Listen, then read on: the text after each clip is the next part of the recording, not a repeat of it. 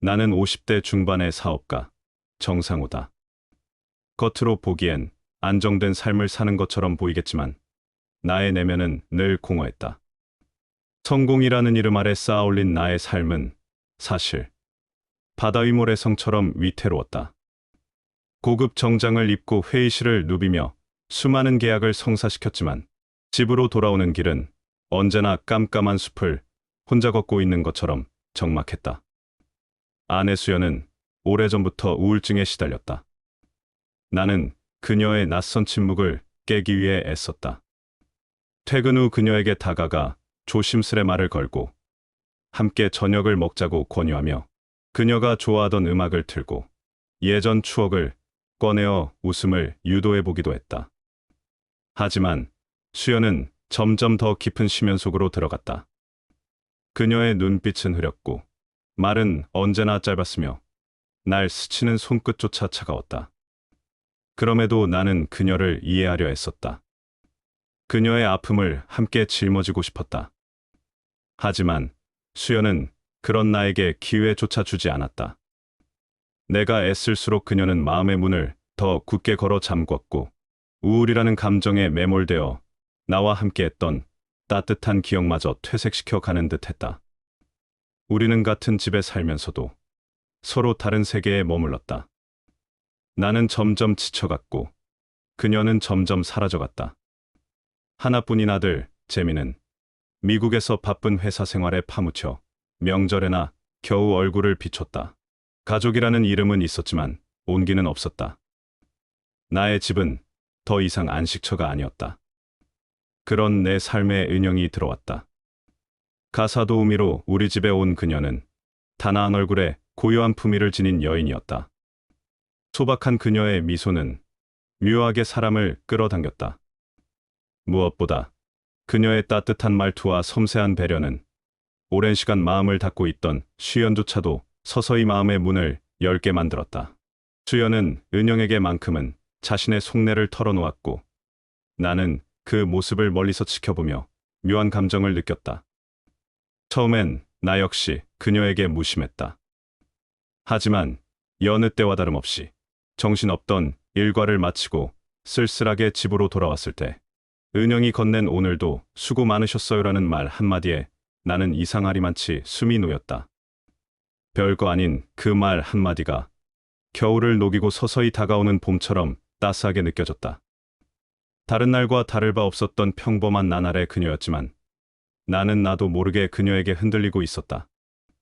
그러던 어느 날 은영의 팔과 다리에 얼룩덜룩한 멍자국들이 보였다. 목덜미엔 손자국처럼 보이는 붉은 은이 선명하게 빛나고 있었다. 나는 너무 놀라 그녀를 다그쳤고 그녀는 계단에서 굴렀다고 얼버무렸다. 하지만 그녀의 떨리는 눈빛이 그녀가 거짓을 말하고 있음을 분명하게 알려주었다. 순간 분노가 치밀었다. 나는 그녀의 가녀린 어깨를 두 손으로 붙잡고 벽에 밀어붙이며 물었다. 말해요. 대체 무슨 일이 있었던 겁니까? 이 자국은 뭐냐고. 그녀는 더 참지 못하고 눈물을 흘리며 남편의 폭행이라고 고백했다. 그 순간 내 안에서 거대한 무언가가 무너져 내렸다. 그토록 밝았던 그녀의 얼굴 뒤에 이런 고통을 감추고 살고 있었다는 사실에 가슴이 미어졌다. 나는 그녀의 어깨에 걸쳐진 원피스 옷자락을 조심스럽게 내렸다.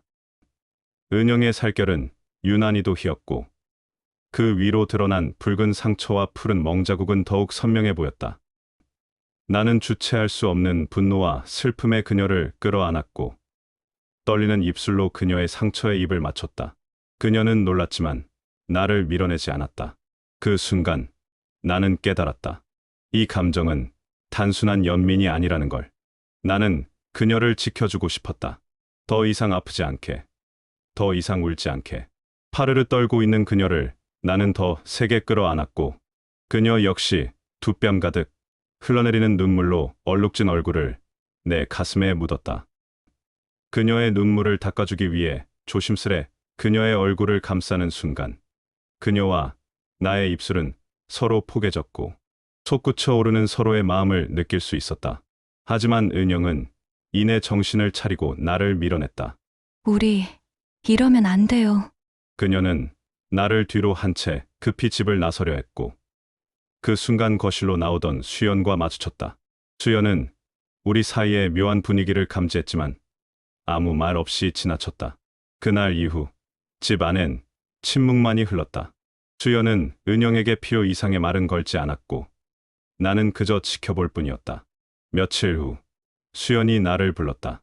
그녀는 거실 한켠 소파에 앉아 있었고 창문으로 들어오는 저녁 햇살이 그녀의 어깨를 감싸고 있었다. 나는 조심스럽게 그녀 옆에 앉았다. 그녀는 한참을 말없이 있다가 조용히 입을 열었다. 상우 씨, 이제 그만 나를 놓아줘요. 그 말은 마치 오래된 책에 적힌 마지막 문장처럼 무겁게 가슴에 내려앉았다. 그녀는 담담하게 말을 이어갔다. 당신이 은영 씨를 만나고 나서 웃음이 많아졌어요. 예전보다 훨씬 살아있는 사람 같아요.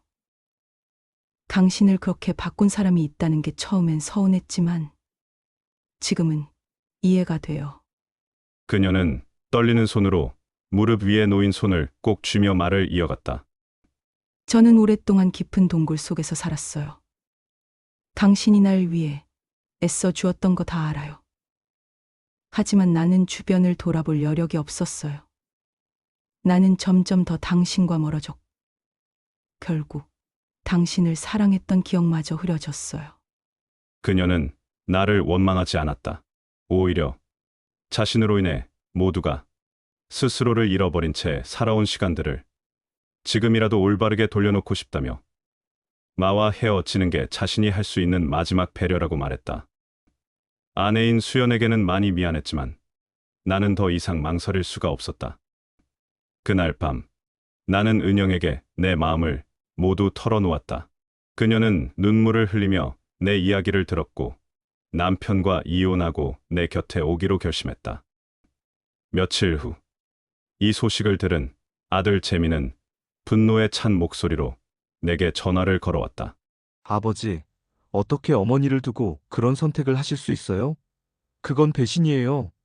나는 조용히 말했다. 재민아, 내 어머니는 오랫동안 외로웠고 너도 그걸 느꼈을 거야. 나 역시 그 외로움 속에서 살아왔단다. 은영을 만나고 나서야 나는 비로소 살아있다는 걸 느꼈어. 이건 그저 그런 사랑이 아니야.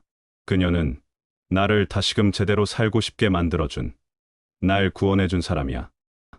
은영에 대한 나의 강경한 태도에 아들 재민은 말없이 전화를 끊었다. 그리고 며칠 뒤 한국으로 돌아왔다. 재민은 수연을 찾아가 조심스럽게 대화를 나눴다. 수연은 아들에게 차마 표현하지 못했던 오랜 시간 묻어둔 어려운 이야기들을 꺼내놓았다. 재민은 그제야 깨달았다. 어릴 적 늘 침대에 누워있던 엄마. 말도 없고 웃지도 않았던 그 모습을 바라보는 게 얼마나 깊은 고통이었는지. 사실 재민도 그런 엄마를 바라보고만 있는 게 무섭고 두려워 도망을 갔던 것이다. 수연은 조용히 아들의 손을 잡으며 아빠와 함께하는 시간들이 엄마에겐 그리 큰 의미가 없음을 이해시켜 주었다. 그날 이후 아들은 아버지에게만 밀어두었던 엄마에 대한 돌봄의 몫을 이젠 본인이 감당하겠노라고 말하며 사과를 하였다. 그리고는 이내 수연과 함께 미국으로 돌아갔다. 폭풍과 같은 나날이 지나가고 이듬해 봄부터 은영과 나는 함께 새로운 삶을 시작했다. 세상의 시선은 여전히 차가웠지만 그 시선이 우리를 흔들지는 못했다. 우리는 이미 많은 아픔을 함께 지나왔고 서로를 붙잡은 두 손에는 굳건한 사랑의 확신이 있었다. 은영은 더 이상 과거의 그림자에 머물지 않았고 나 역시 오랫동안 비어있던 마음을 하나씩 채워가며 날마다 살아있음을 느끼고 있다. 아침이면 은영이 내게 건네는 따뜻한 커피 한 잔, 창가에 앉아 함께 바라보는 계절의 변화, 그리고 아무 말 없이도 서로의 온기를 느낄 수 있는 그 고요한 순간들. 그런 소소한 일상이 우리에게는 기적과 같았다. 우리는 여전히 서로에게 구원이었으며 그 감사함은 영원할 것이다. 사계절과 같은 인생 이야기가 궁금하시다면 계절 인생 오디오 채널에서 만나보세요. 더 다양한 인생사들이 여러분을 기다립니다.